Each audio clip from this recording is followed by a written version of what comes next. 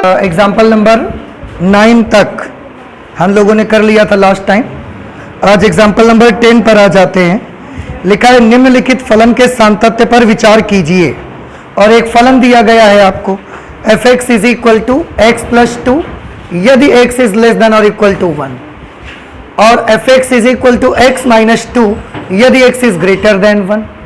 कहने का मतलब यूं कि आप फलन के दो वैल्यूज हैं, फलन की एक वैल्यू x प्लस 2 भी है और फलन की एक वैल्यू x माइनस 2 भी है। तो फंक्शन की ये वाली वैल्यू आप यूज करिए, लेकिन कब? जब आपका x 1 या 1 से छोटा हो, 1 के बराबर हो या 1 से छोटा हो तो ये वाला फॉर्मूला लगाना। अगर फंक्शन की वैल्यू 1 से बड़ी हो तो फंक्शन के लिए ये वाला फॉर्मूला लगाना। अगर मैं इसे नंबर लाइन पर आपको दिखाऊं, बाई चांस मैंने मान लिया कि यहां पर 1 पड़ता है, फिर इधर 2 आएगा, 3 आएगा, 4 आएगा और ऐसा करते करते प्लस इन्फिनिटी, इधर की तरफ 0 आएगा, -1, -2 और ऐसा करते करते इधर माइनस इन्फिनिटी। तो अगर x की वैल्यू 1 या 1 से छोटी हो, मतलब 1 हो या 1 से छोटी हो, तो उसके लिए क्या यूज करेंगे आप? f(x) is equal to x plus 2, ये आपको यूज करना है। लेकिन अगर x की वैल्यू 1 से बड़ी हो तो ये यूज करिए। अगर x की वैल्यू 1 से बड़ी हो तो फिर f(x) की जगह पर x माइनस 2 यूज करिए, ये इसका मीनिंग है। अब उन्होंने बोला कि सातत्य पर विचार कीजिए, ये नहीं बताया कि कौन से पॉइंट पर हम सातत्य को चेक करें। अब जब ये बताए नहीं कि कौन से पॉइंट पर चेक करें तो हम क्या करेंगे बताइए? एक पॉइंट C मान लेते हैं, ठीक है। माना C1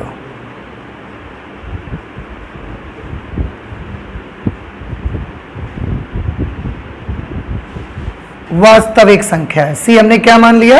एक वास्तविक संख्या मान ली। अब ये मान तो लिया, लेकिन ये नंबर पूरी नंबर, ये जो C है ये पूरी नंबर लाइन पे कहां पर होगा? कहीं पर भी हो सकता है, वो यहां पर भी हो सकता है, यहां यहां यहां कहीं पर भी हो सकता है। लेकिन फंक्शन को तो उन्होंने 1 पर ब्रेक करके दिया है, इसलिए ये हमारे लिए थोड़ी सी प्रॉब्लम है। ऐसे सिचुएशन पर हम क्या करेंगे? ऐसे सिचुएशन पर हम एक काम करेंगे, 1 के लेफ्ट साइड पे भी चेक करेंगे, 1 पर भी चेक करेंगे और 1 के राइट साइड पे भी चेक करेंगे, ठीक है। उसके लिए आप देखो, सबसे पहले केस 1 ले लेते हैं। केस 1 में क्या होगा? माना C इज लेस देन 1।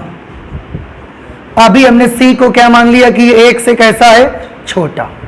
तो बेटा अगर ये C 1 से छोटा होगा 1 से, तो बताएं कितनी दूर चले हम 1 से? राइट की ओर चले कि लेफ्ट की तरफ चले? लेफ्ट में छोटा है ना, लेफ्ट की तरफ चले। और कितनी दूर चले? बहुत नजदीक या दूर भी जा सकते हैं? अभी जा सकते हो, अभी आप लेफ्ट हैंड लिमिट नहीं निकाल रहे हो। तो बाय चांस मैंने मान लिया कि हम यहां पर आ गए। लेफ्ट हैंड C 1 से छोटा है ना, 1 से छोटा नंबर हमने ये ले लिया, ठीक है। अब इसी पर हम चेक करके दिखा देंगे। कैसे? तो देखिए, सबसे पहले x बराबर C पर फलन का मान, x बराबर C पर फलन का मान यानी कि f(c) की वैल्यू। अब आप मुझे ये बताइए, जो भी नंबर आपने लिया है उसके मुताबिक आप f(x प्लस 2) यूज करना है कि f(x) की वैल्यू x माइनस 2 यूज करनी है? भाई आपने C को 1 से छोटा माना है, 1 से छोटे का मतलब मान लिया, ये मान लिया हमने, तो यहां के लिए तो यही फॉर्मूला है, तो इसको यूज करो। पर C की जगह पर क्या लिखो? x की जगह पर C लिखो, C प्लस 2। तो x बराबर C पर फलन का मान कितना आ गया? C plus 2। अब हम लेफ्ट हैंड लिमिट निकालेंगे। क्या लिखा जाए? Let x is equal to C minus h। If x tends to C, then h tends to 0 इसके बाद limit x tends to c negative f of x is equal to limit h tends to 0 f of c minus h। ठीक है, limit h tends to 0। अब आप बताइए f of c minus h है, मैं f of x की कौन सी value use करूंगा f of c minus h निकालने के लिए? इस समय c 1 से छोटा है, 1 से छोटे में हमने ये ले लिया, और अगर यहां पर हैं तो इसके लेफ्ट हैंड साइड के लिए भी तो आप इसी फॉर्मूले के अंतर्गत हैं, आ रहे कि नहीं, उसी के अंदर आ रहे, तो यही वाला यूज करो। और उसमें x प्लस 2 लिखना है और x की जगह पर c माइनस h लिखना है, c माइनस h प्लस 2। नहीं समझ आया? और अब आप h की जगह पर क्या लिख दोगे? 0, तो h 0 कर दोगे तो वैल्यू क्या आ जाएगी? c plus 2। इसी केस 1 का राइट हैंड लिमिट निकालना है मुझे। राइट हैंड लिमिट के लिए माना x is equal to c plus h। ठीक है, यहां लिखेंगे if x tends to c then h tends to 0, limit x tends to c positive f of x is equal to limit h tends to 0 f of c plus h। x की जगह पर c plus h note कर दिया हमने। अब और देखिए, अब हम c का राइट हैंड लिमिट निकाल रहे हैं, और c 1 से छोटा नंबर है तो हमने ये लेके रखा हुआ है। अब इसका राइट हैंड लिमिट निकाल रहे हैं। इसका राइट हैंड के लिए राइट हैंड में कितनी दूर चले जाएं? थोड़ा सा, थोड़ा सा मतलब इतना चले जाएं, तो इतना चले जाएं, बहुत जरा सा, ना के बराबर, इसलिए बहुत दूर ना भागो, यहीं बगल में रहो। ठीक है, और अगर आप यहां पर हैं तो कौन सा सूत्र लगाएंगे? f(x) के लिए x प्लस 2 या x माइनस 2? x plus 2। पूरा जब तक यहां पर इसके भीतर रहेंगे आप x प्लस 2 लगाएंगे, जब 1 को पार कर जाना तब x माइनस 2 लगाना। तो ये लगाएंगे और इसमें x की जगह पर c प्लस h लिखेंगे, c प्लस h x की जगह पर और उसके साथ प्लस 2। नहीं समझ में आया बेटा? नहीं आया? अब h की जगह 0 लिख दो, क्या मिल गया? c plus 2। इससे क्या पता चला कि c इज लेस देन 1 के लिए दिया गया फलन सतत है, क्योंकि left hand limit is equal to right hand limit is equal to f of c। इसलिए c इज लेस देन 1 के लिए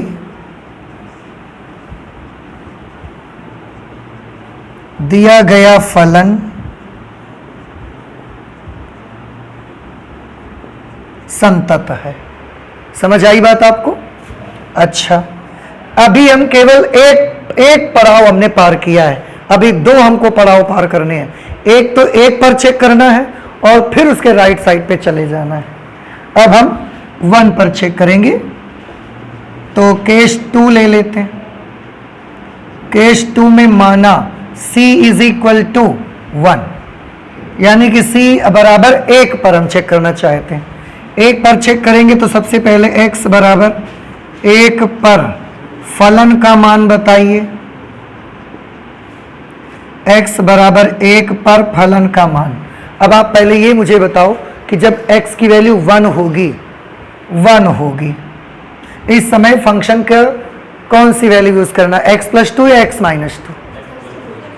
देख लो ध्यान से। x इज इक्वल टू 1 के लिए x प्लस 2 लगाना, x माइनस 2 नहीं लगाना। x माइनस 2 केवल 1 से बड़े नंबरों के लिए लगेगा। 1 के बराबर अगर x है तो फिर x प्लस 2 यूज करो। अब x प्लस 2 तो यूज करेंगे, पर उसमें x की जगह पर लिखेंगे क्या? 1। तो इसमें 1 लिखेंगे, 1 प्लस 2। इस तरह से f ऑफ 1 की वैल्यू कितनी आ गई? f ऑफ 1 की वैल्यू आ गई 3। ठीक है, इसके बाद लेफ्ट हैंड लिमिट अब चेक करिए 1 पर। Left hand limit, let x is equal to 1 minus h, 1 minus h. इसके बाद इफ x टेंड्स टू, क्या लिखा जाए? 1, क्योंकि 1 पर आप चेक कर रहे हो। Then h tends to 0, limit x tends to 1 negative, f of x is equal to limit h tends to 0, f of 1 minus h। x की जगह 1 माइनस h कर दिया। फॉर्मूला कौन सा लगाना है x माइनस 2 के x प्लस 1? ध्यान से देखिएगा, एक का लेफ्ट हैंड लिमिट ले रहे हैं, लेफ्ट हैंड लिमिट, इसके लिए x प्लस 2 लगेगा कि x माइनस 2? x प्लस 2 लगेगा। x प्लस 2 लगेगा, लेकिन x की जगह पर क्या लिखना है आपको? 1 माइनस एच। इसमें x की जगह पर 1 माइनस एच और प्लस 2 लिख देना है।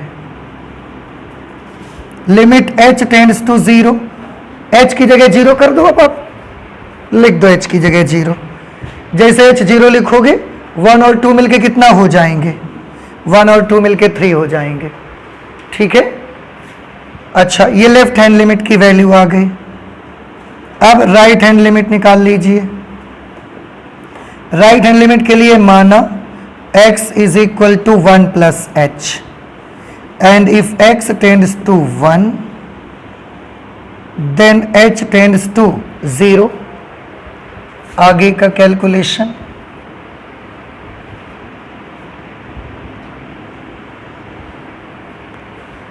फिर से वही limit x tends to 1 positive f of x is equal to limit h tends to 0, f of x की जगह पर 1 प्लस एच, x की जगह पर 1 प्लस एच।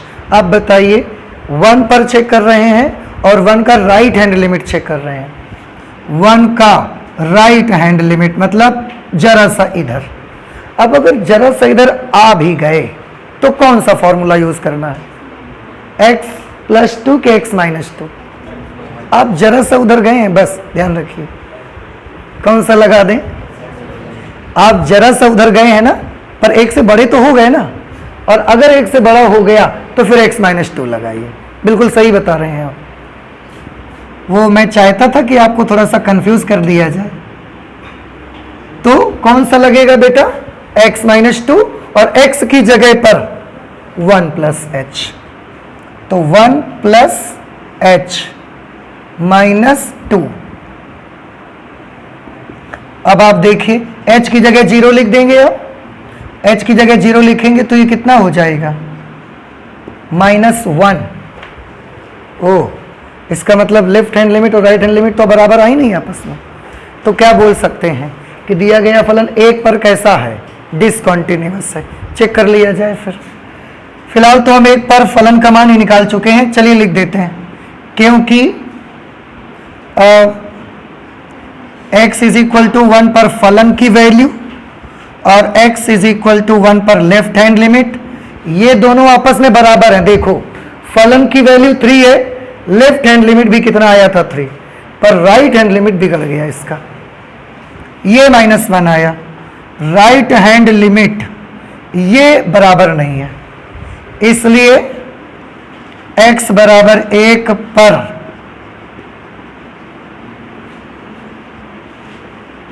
x बराबर 1 पर दिया गया फलन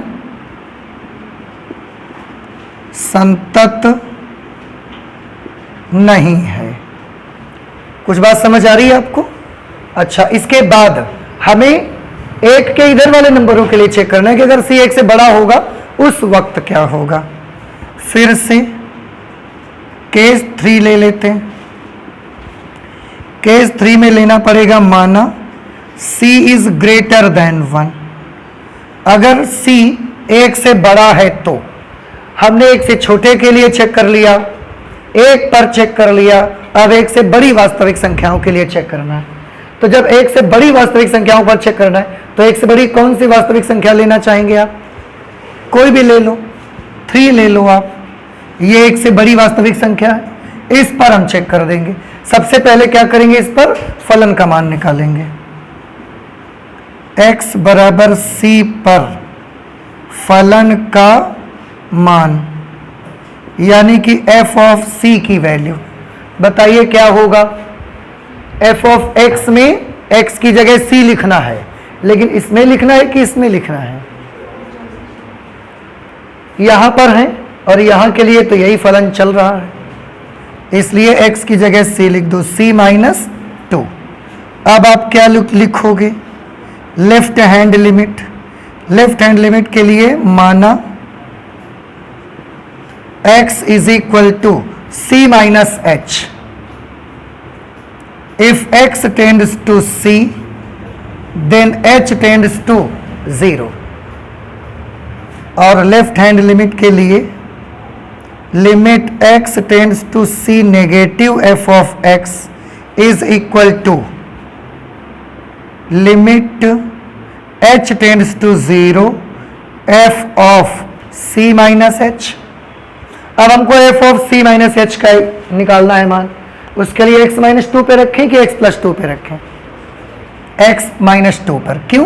क्योंकि आप एक से बड़ा नंबर ये मान लिया मैंने और उसका लेफ्ट चेक कर रहे हैं, उसके लेफ्ट के लिए थोड़ा सा ही तो इधर आओगे आप, और अगर थोड़ा सा इधर आ भी गए तो कौन सा आप इसकी रेंज में आ गए, आप अभी तो इसी की रेंज में हो, तो यही लगाओ, x की जगह पर c माइनस h लिखना है।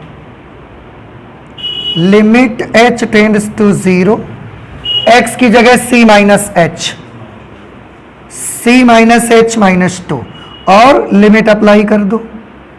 h की जगह 0 लिख दोगे तो क्या मिल जाएगा, c माइनस 2। तो अभी हमने फलन का मान और लेफ्ट हैंड लिमिट निकाली है। अभी c इज ग्रेटर देन 1 के लिए मुझे राइट हैंड लिमिट निकालनी है। क्या आप निकाल नहीं पाएंगे? निकाल लेंगे ना? तो राइट हैंड लिमिट आप निकालिएगा इसकी। देखो मैं कर नहीं रहा हूं, राइट हैंड लिमिट आपको खुद सॉल्व करनी है, और जब आप राइट हैंड लिमिट सॉल्व करोगे तो ये आपको लास्ट में इसकी भी वैल्यू क्या मिल जाएगी, c माइनस 2। ठीक है, अब अगर c माइनस 2 मिल जाएगा फिर आप क्या लिख पाओगे लास्ट में बताइए? आप लिखोगे f of c is equal to L H L is equal to R H L, क्योंकि उसके भी तो देखो केस 3 पर फलन पर c पर फलन का मान कितना आया, c minus 2। Left hand limit कितनी आई, c minus 2। Right hand limit जब आप सॉल्व करोगे it will be again c minus 2। तीनों बराबर हो गए। अगर तीनों बराबर हो गए इसका मतलब हम लिख देंगे, अतः c इज ग्रेटर देन 1 के लिए, इसमें लेस देन 1 लिखा था, उसमें लिखेंगे c इज ग्रेटर देन 1 के लिए दिया गया फलन संतत है। पूरा चेक हो गया। अब चेक होने पर क्या आपने पाया, हमने ये पाया कि ये पूरा का पूरा ये जो फलन है हमारा ये केवल एक पर कैसा है, डिसकंटिन्यूअस, बाकी हर वास्तविक संख्या के लिए कॉन्टिन्यूअस है। तो उसके सबसे लास्ट में फिर हम ये भी लिख देंगे, स्पष्ट है कि दिया गया फलन एक को छोड़कर अन्य सभी वास्तविक संख्याओं के लिए संतत है। नहीं समझ आया? नोट करिए जल्दी से। चलिए मैं बता दे रहा हूं, इसका राइट हैंड लिमिट आप देखिए, मैं निकाल के दिखा देता हूं आपको। इसमें आप लिखेंगे माना x is equal to c plus h। If x tends to c then h tends to 0। Limit x tends to c positive f of x is equal to limit h tends to 0 f of c plus h। Limit h tends to 0, इस बार x c से बड़ा है, मतलब right hand limit check कर रहे हैं यहां पर, और यहां पर है तो भी यही फॉर्मूला लगेगा x माइनस 2, उसमें x की जगह c plus h, c plus h minus 2, h की जगह 0 लिख देंगे, c माइनस 2 आ जाए। अब देखो कैसे लिखेंगे, क्योंकि because f function value of function at point c is equal to left hand limit is equal to right hand limit, therefore x is greater than 1, क्योंकि ये थर्ड कंडीशन हमने C1 से बड़ा लिया है। Therefore x is greater than 1 के लिए दिया गया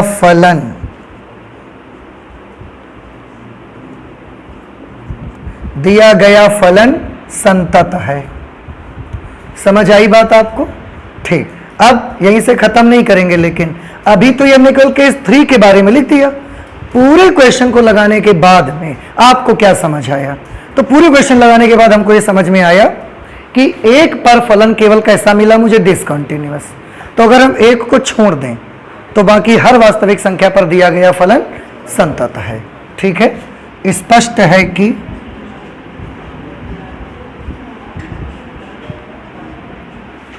x इज इक्वल टू 1 के अतिरिक्त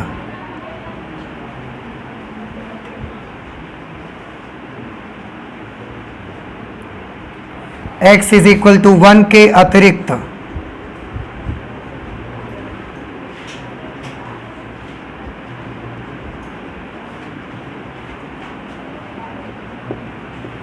अन्य सभी वास्तविक संख्याओं के लिए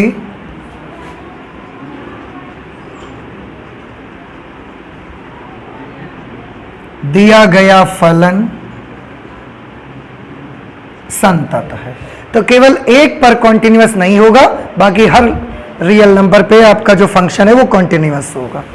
ऐसे लिखना है आपको, नोट कर लीजिए। इसके बाद 11 नंबर करते हैं। नेक्स्ट एग्जांपल, एग्जांपल नंबर 11 लिखा हुआ है, निम्नलिखित प्रकार से परिभाषित फलन f के सभी असांतत्य बिंदुओं को ज्ञात करिए। मतलब उन पॉइंट्स को पता लगाइए जहां जहां दिया गया फलन संतत नहीं है, असंतत है, वो वाले पॉइंट्स आपको पता लगाने हैं। ये दिया नहीं कि कौन से बिंदु पर चेक करो आप। चलिए सबसे पहले फलन को स्टडी करिए, इसका मीनिंग क्या है। याद रहे, अगर आपका x 1 से छोटा है तो फलन के लिए ये यूज करेंगे, अगर x 1 के इक्वल है तो फलन के लिए 0, और अगर x 1 से बड़ा हो तो फलन के लिए x - 2। अगर मैं इसको नंबर लाइन पे आपको दिखाऊं तो यहाँ हम दिखा देते हैं आपको, इधर प्लस इन्फिनिटी माइनस इन्फिनिटी, यहाँ कहीं पर 1 होगा, ये 2 होगा, 3 होगा, 4 ऐसे इधर चला जाएगा, इधर 0 -1 -2 -3 इस तरह से। अब आप देखिए, अगर x 1 से छोटा है तो x + 2, 1 से छोटा है मतलब अगर आप यहाँ कहीं पर हैं तो फलन के लिए क्या लगाएंगे? x + 2, और अगर x से बड़ा हो तो क्या लगाइए? 1 से बड़ा हो तो यहाँ पर 1 से बड़ा हो तो सब जगह fx = x - 2 लगाइए, और अगर फलन 1 के बराबर हो तो कौन सा लगाइए? फिर तो 0 लिख दीजिए। अगर x 1 के बराबर हो तो fx की वैल्यू कितनी लिख दीजिए? 0 ही लिख दीजिए फिर तो। बस इसी का इस्तेमाल हमको करना है, यही इसमें बताने की कोशिश की गई है। और क्योंकि पॉइंट इस बार भी नहीं दिया है और फलन को 1 पर ब्रेक किया गया है, इसलिए हमें इस बार भी वही प्रोसीजर यूज करना पड़ेगा जिसके लिए एक वास्तविक संख्या आपको लेनी पड़ेगी। तो यहाँ पर मान लेते हैं, माना C1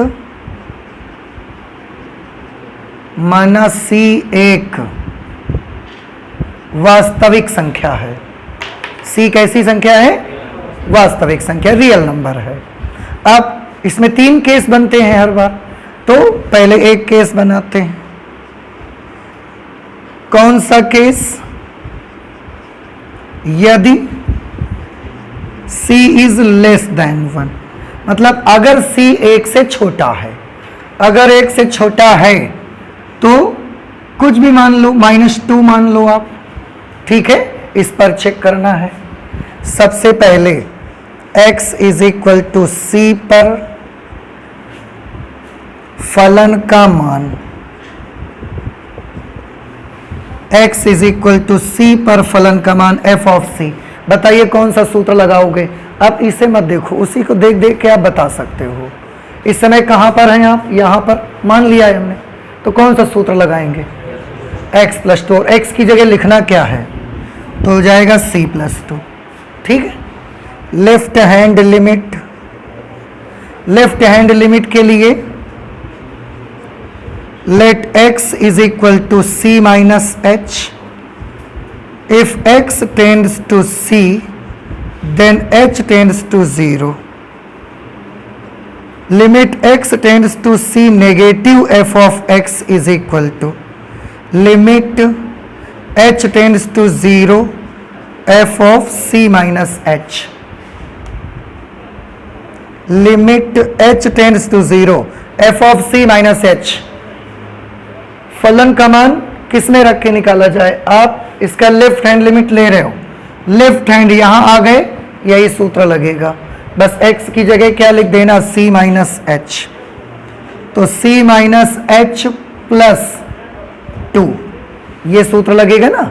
x की जगह c माइनस एच प्लस 2 तो लिखोगे, उसको छोड़ तो ना दोगे ना आप। h की जगह 0 कर लो, 0 करोगे तो कितना बन जाएगा? c minus 2।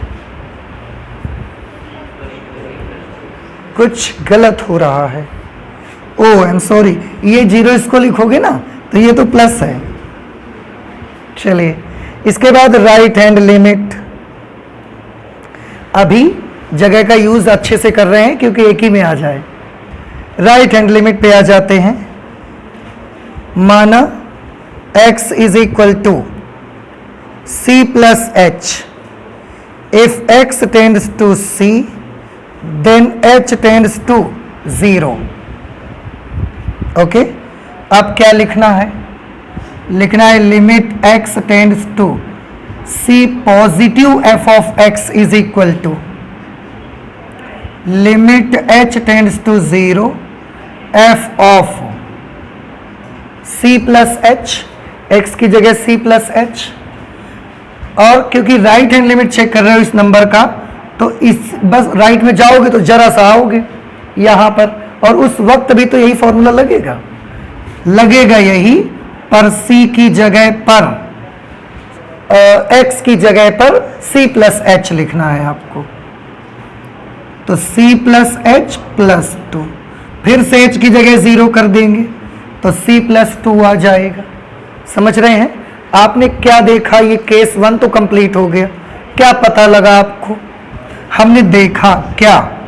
Because f of c is equal to left hand limit is equal to right hand limit. This I have seen, ये हमने देखा है। अगर ये आपने देखा है तो इससे मालूम क्या हुआ आपको? देयरफॉर दिया गया फलन x इज लेस देन 1 के लिए, क्योंकि ये कंडीशन कौन सी थी? लेस देन 1 की कंडीशन थी। दिया गया फलन x इज लेस देन 1 के लिए कैसा है? संतत है। बउआओ समझ आ रही है आपको? x इज लेस देन 1 के लिए कॉन्टिन्यूअस है ये। ठीक, अच्छा उसके बाद ठीक है। अब एक पड़ाव हमने पार कर लिया, अभी एक पर चेक करना है आपको। तो केस 2, केस 2 में हम लेते हैं यदि c इज इक्वल टू 1। अगर c की वैल्यू 1 के इक्वल है तो, अगर c की वैल्यू 1 के इक्वल है तो सबसे पहले x इज इक्वल टू 1 पर फलन का मान निकालिए। f of 1 is equal to, बताइए x की जगह जब 1 होगा ओ तो फलन की जगह क्या यूज करते हैं आप? f(x) is equal to 0। तो उस समय 0 ही लिख दें बस, और तो कुछ करना नहीं। कुछ होता है x की जगह तो मान लिखते भी, कुछ है नहीं। अभी लेफ्ट हैंड लिमिट चेक कर लेना है। लेफ्ट हैंड लिमिट को चेक करने के लिए क्या करेंगे, माना x इज इक्वल टू 1 पर चेक कर रहे हैं ना, सीधे 1 माइनस एच लिख दो। फिर if x tends to 1 then h tends to 0। अब अगर ये हमने कर दिया, इसके बाद limit x tends to 1 negative f of x is equal to limit h tends to 0 और f ऑफ x की जगह पर 1 माइनस एच। अब आप 1 का राइट 1 का लेफ्ट में चेक कर रहे हो, अभी 1 के लेफ्ट में चेक करोगे। ध्यान से देखिए और बताइए, जब आप 1 के लेफ्ट में आओगे तो क्या लिखना, fx की जगह 0 लिखना, x प्लस 2 के x minus 2, x plus 2, very good, क्योंकि इधर आ गए ना तो x प्लस 2 लिखना है हमको। तो लिखेंगे लिमिट h टेंड्स टू 0 और x प्लस 2 यूज करेंगे और x की जगह 1 माइनस एच। h की जगह 0 लिख देंगे आप। जब आप h की जगह 0 लिख देंगे तो यहां क्या बचेगा, 1 plus 2 that is equal to 3। क्या लगता है, राइट हैंड लिमिट निकालने की आवश्यकता है ही नहीं। फलन का मान 0 आया है और लेफ्ट हैंड लिमिट 3 आई है, तो हमें बिल्कुल भी आवश्यकता नहीं है राइट हैंड लिमिट निकालने की। यही से हम लिख सकते हैं because f of 1 is not equal to left hand limit, therefore x is equal to 1 पर दिया गया फलन कैसा है, संतत नहीं है। ठीक है, इसके बाद अब किस पर चेक करना है आपको, केस 2 भी कंप्लीट हो गया। केस 3 ले लीजिए आप, और केस 3 में राइट पर चेक करिए 1 से बड़े नंबर के लिए। तो माना c इज ग्रेटर देन 1, अगर c इज ग्रेटर देन 1 है तो सबसे पहले x is equal to c पर फलन का मान f of c is equal to, एक से बड़े नंबरों को पर अब हम चेक कर रहे हैं, तो एक से बड़े नंबरों के लिए कोई ले लो, ये वाला ले लो आप। इस पर अगर चेक करोगे तो फलन तो x माइनस 2 यूज करोगे ना, तो सूत्र x माइनस 2 लगाएंगे, लेकिन x की जगह c लिखेंगे हम, तो c माइनस 2 बन जाएगा। इसके बाद अब लेफ्ट हैंड लिमिट लिखेंगे आप, let x is equal to c minus h। If x tends to c then h tends to 0। Limit x tends to c negative f of x is equal to limit h tends to 0 f of c minus h। Limit h tends to 0 f of c minus h। कौन सा सूत्र लगाएंगे आप इसके लिए, left hand limit check कर रहे हैं, मतलब आप बहुत ज्यादा लेफ्ट में इतना आ जाएंगे, पर रहे तो इसी में ना, तो x माइनस 2 लगेगा और x की जगह c माइनस h, तो c माइनस h माइनस 2। अब h की जगह 0 लिख देंगे तो ये कितना आ जाएगा, c माइनस 2 आ जाएगा। ठीक है, अब राइट हैंड लिमिट निकाल लेते हैं। फिर माना x is equal to c plus h। If x tends to c then h tends to 0। Limit x tends to c positive f of x is equal to limit h tends to 0 f of c plus h। Limit h tends to 0, इसके लिए कौन सा formula लगाना, आप इसका right hand limit आप check कर रहे हो तो यहां पर हो गए, फॉर्मूला तो वही लगेगा, बस x की जगह c प्लस h आपको लिखना है, c plus h minus 2, h की जगह 0 कर दीजिए, कितना आ गया, c माइनस 2। अब यहां पर आप क्या लिखोगे इतना केस 3 में देखने के बाद, आपको क्या लगा, फलन का मान, लेफ्ट हैंड लिमिट और राइट हैंड लिमिट बराबर आ रही ना दोनों तीनों, तो यहां लिख देंगे क्योंकि value of function at point c is equal to left hand limit is equal to right hand limit, तीनों आपस में इक्वल हैं, therefore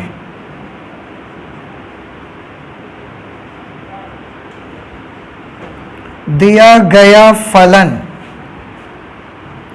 x is greater than 1 के लिए कैसा है, संतत है। समझ आया? x इज, देखो x इज लेस देन 1 के लिए कैसा था, continuous, x is greater than 1 के लिए भी कैसा है, कॉन्टिन्यूअस। केवल x इज इक्वल टू 1 पर कॉन्टिन्यूअस नहीं है। समझ आया? इसका मतलब क्या है कि अगर हम केवल एक को छोड़ दें तो बाकी हर वास्तविक संख्या के लिए दिया गया फलन कैसा होगा, संतत है। क्वेश्चन में उन्होंने पूछा था फलन के समस्त असांतत्य के बिंदु ज्ञात करिए, तो क्या आप बता सकते हैं कि आपको कौन से बिंदु मिले जिसमें फलन संतत नहीं है या फलन असांतत्य है?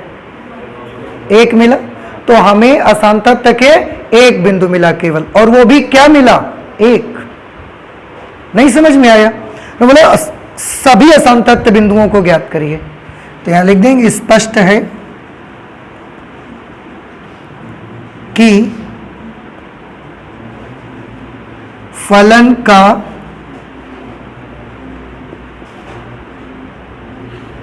केवल एक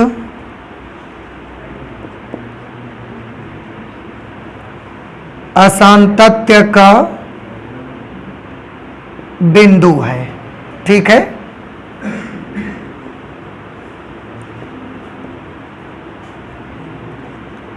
और उसका मान x इज इक्वल टू 1 है। बस केवल x इज इक्वल टू 1 पर फंक्शन डिसकंटिन्यूअस है, इसके अलावा कोई हमें डिसकंटिन्यूटी का पॉइंट नहीं मिला। तो ये हमने कर लिया क्वेश्चन नंबर 11। इसके बाद क्वेश्चन नंबर 12 पर आ जाते हैं, आप नोट कर लीजिए जल्दी से। नेक्स्ट एग्जाम्पल हमारा 12 नंबर है, निम्नलिखित फलन के सामतत्य पर विचार कीजिए। फिर से एक क्वेश्चन दिया गया है और आपको उसकी कॉन्टिन्यूटी पर विचार करना है कि वो कॉन्टिन्यूअस है नहीं है, कहां पर है, ये सारी चीजें। फंक्शन की वैल्यू दी गई है x+2 यदि x इज लेस देन 0 और -x+2 यदि x इज ग्रेटर देन 0। एक यहां पर छोटी सी आप देख रहे होंगे कि ये जो फलन है x जब 0 से छोटा हो, मैं एक नंबर लाइन बना के आपको दिखाता हूं, आप ध्यान से देखिएगा।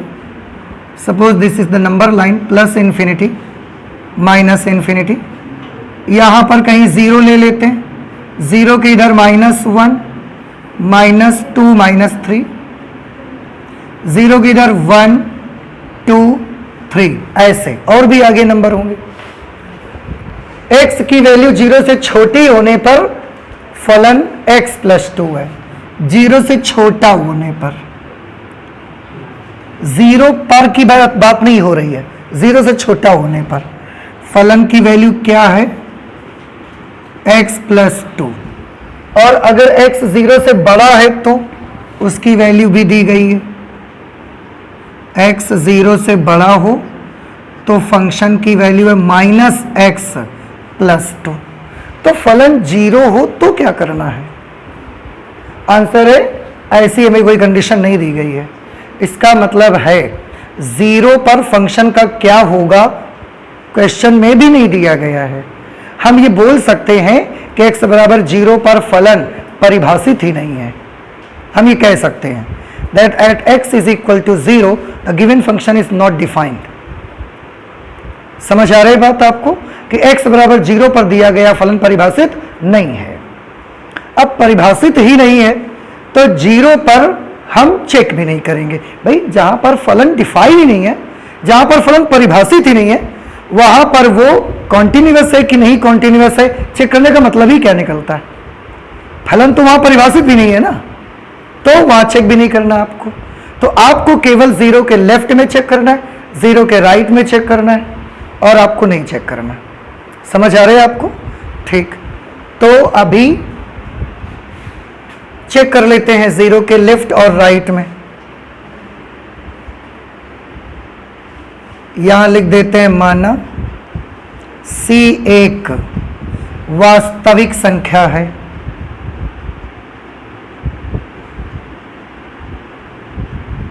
C हमने क्या मान लिया, वास्तविक संख्या है, तथा C इज लेस देन क्या ले लेते हैं, 0। अभी हमने C को 0 से छोटा ले लिया, क्योंकि 0 से छोटे नंबरों के लिए चेक कर लिया जाए जरा। अब 0 से छोटा ले लिया तो कोई भी ले लो, -2 ही ले लो आप।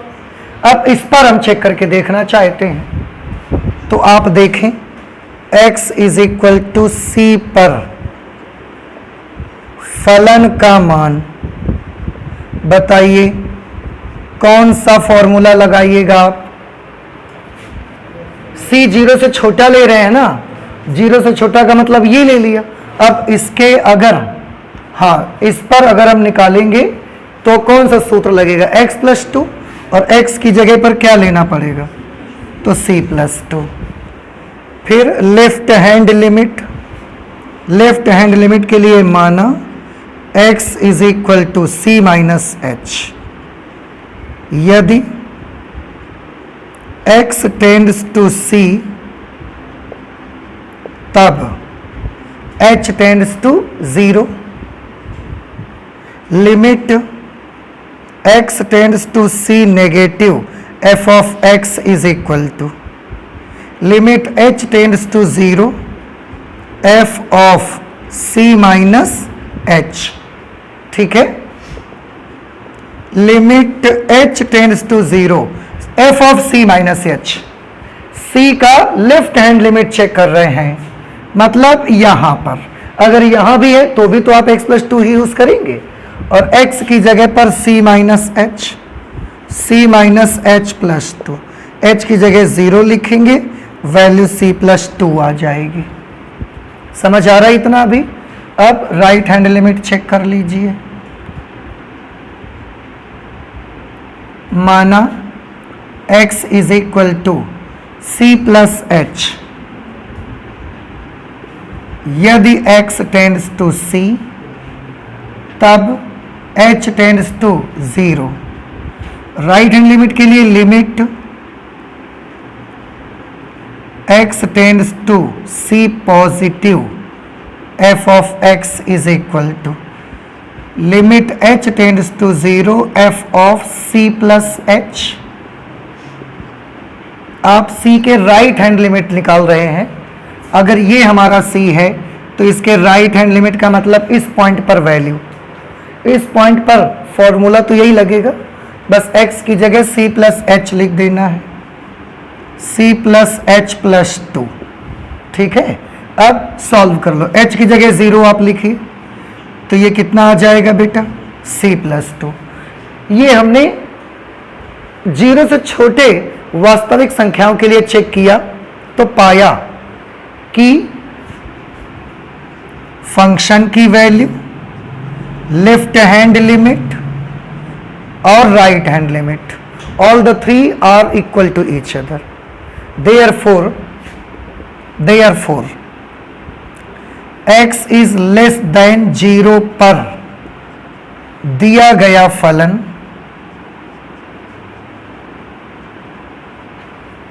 कैसा निकला, संतत है कि असंतत है, संतत है। तो x इज लेस देन 0 का तो हमने चेक कर लिया। अब बारी है x इज ग्रेटर देन इधर की तरफ चेक करने की, तो उसके लिए फिर से वही माना C1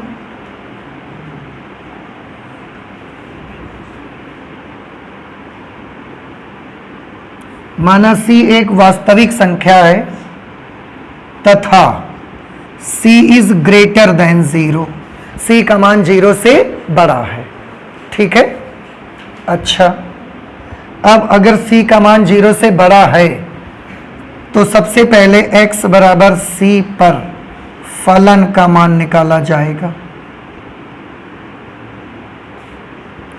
f of C is equal to, देखो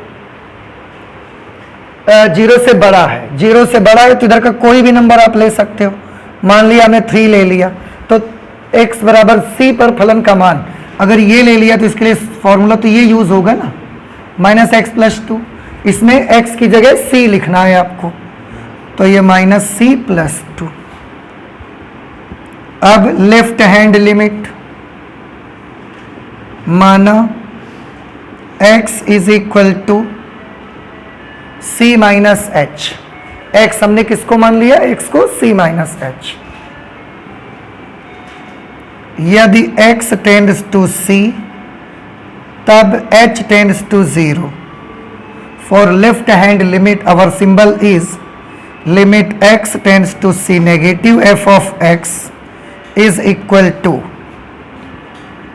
limit h tends to 0 f of c minus h. Okay, limit h tends to 0. What is the value of f of c minus h? Where is our c? Our c is this point, and we are checking left hand limit of this point. So at the left of this point, which function will you use? कौन सा फलन आप use करेंगे? -x+2, क्योंकि बहुत तो इधर नहीं आए आप हैं तो यहीं पर, तो यही यूज करेंगे फिर आप। तो x की जगह c माइनस एच लिखना है, याद रखें। तो माइनस लिखा c माइनस एच प्लस 2, समझ आया? देखो माइनस की जगह माइनस, x की जगह c माइनस एच प्लस 2। अब बेटा जब आप h की जगह 0 लिख दोगे तो यहाँ क्या मिलेगा, -c+2, -c+2। This is the left hand limit. Right hand limit, right hand limit के लिए फिर से माना x is equal to c plus h. फिर यदि x टेंड्स टू c तब h tends to 0। Right hand limit के लिए हमारा जो सिंबल होगा x tends to c positive f of x, limit h tends to 0 f of c plus h. f of c plus H चाहिए इस point के right side पर। अगर राइट में चले भी गए आप तो भी तो वही वाला फंक्शन यूज होगा, बस x की जगह c प्लस एच लिखना रहेगा आपको। तो limit h tends to 0 minus x की जगह पर c प्लस एच और plus 2, limit h tends to 0। h की जगह 0 लिख दो, आप 0 लिख दोगे तो क्या मिलेगा, -c प्लस 2। एक बार फिर से हम देख रहे हैं इस स्थिति में कि फलन का मान, लेफ्ट हैंड लिमिट और राइट हैंड लिमिट, तीन के तीनों आपस में बराबर हैं। और जब ये बराबर होते हैं तो ये किस बात का संकेत है कि x बराबर c पर दिया गया फलन संतत है। इसलिए x इज ग्रेटर देन 0 पर भी दिया गया फलन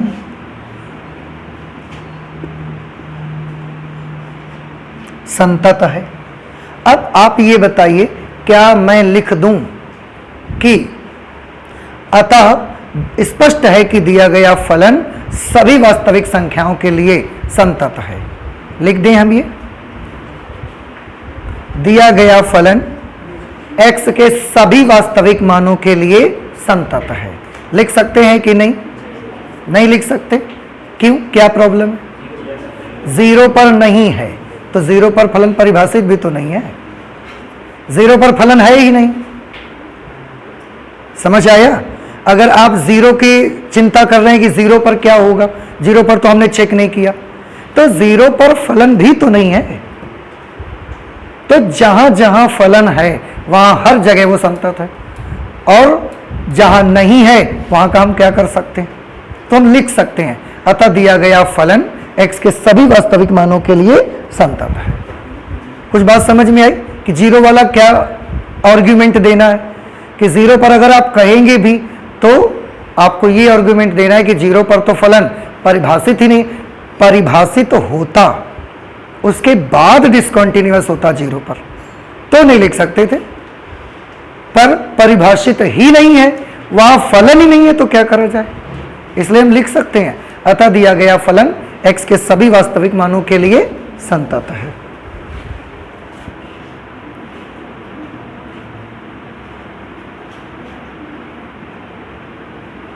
अतः स्पष्ट है कि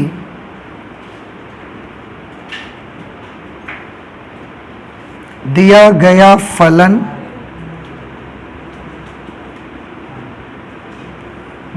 फलन x के सभी वास्तविक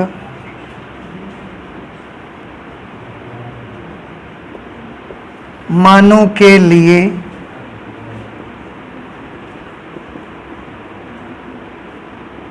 संतत है। रही बात 0 पर, तो 0 पर तो हमें फलन परिभाषित भी नहीं है, इसलिए 0 पर कॉन्टिन्यूअस नहीं हुआ, कोई प्रॉब्लम नहीं। फलन डिफाइन होता और फिर 0 पर हम ना चेक करते या डिसकंटिन्यूअस आ जाता तो हम ये नहीं लिख सकते थे। तो ये हमने कौन सा क्वेश्चन कर लिया बेटा, क्वेश्चन नंबर 12। फिर 12 तक रख लेते हैं आज हम, ओके। इसके बाद 13 और उससे आगे के क्वेश्चंस, टोटल 20 एग्जाम्पल्स हैं यहाँ पे। तो 13 और उससे आगे के एग्जाम्पल्स हम लोग अगले दिन सॉल्व करेंगे अब, ठीक है। तो मैथमेटिक्स में इतना ही रखते हैं, चलते हैं, मिलते हैं अगली क्लास पे, ओके। Thank you.